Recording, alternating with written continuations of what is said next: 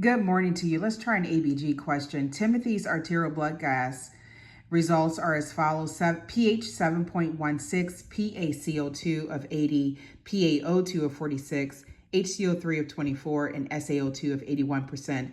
This ABG result represents which of the following conditions? Is Timothy in A, metabolic acidosis, or B, metabolic alkalosis, or C, respiratory acidosis, or D, respiratory alkalosis? As always, I recommend you have something to write with, something to write on. You want to note your answer. What's your rationale? Is it in alignment with the question's rationale or the answer's rationale?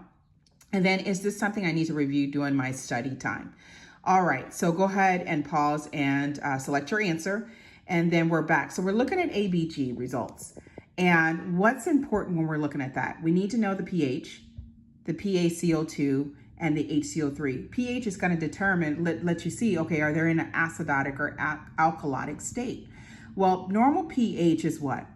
7.35 to 7.45.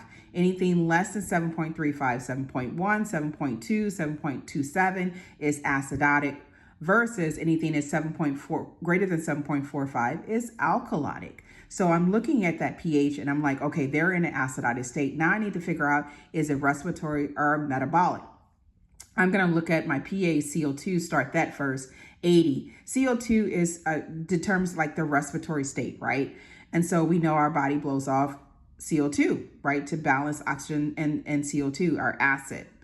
And so too much of this acid, and the normal range is what? 35 to 45. Just drop off the 7 off pH. So 35 to 45, they have a lot of acid. It's all the way up to 80, right? Too much acid. So that's let me know they're more than likely in a respiratory acidotic state. Then I'm going to look at my HCO3 just to make sure, and also it's going to help me to determine if they're compensating or not. Normal HCO3 is 22 to 26. Remember, HCO3 is a base. It's how your body regulates, right? Acid and base, how it maintains balance. So we need a certain amount of base. That's normal. When I come down to my selections, I know they're in an acidotic state. So I'm going to rule out B and D, and PaCO2 again stands for respiratory. So the answer would be C. Another thing that I recommend that you do is that you make a table, if you can see this clearly, is the tic-tac-toe method. And I love it. Nurses Lab has more information on it, but to determine where those lab values fit.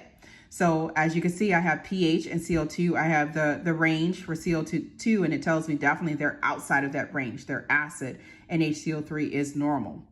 Then, so you want to know your norms. That's important to note, right?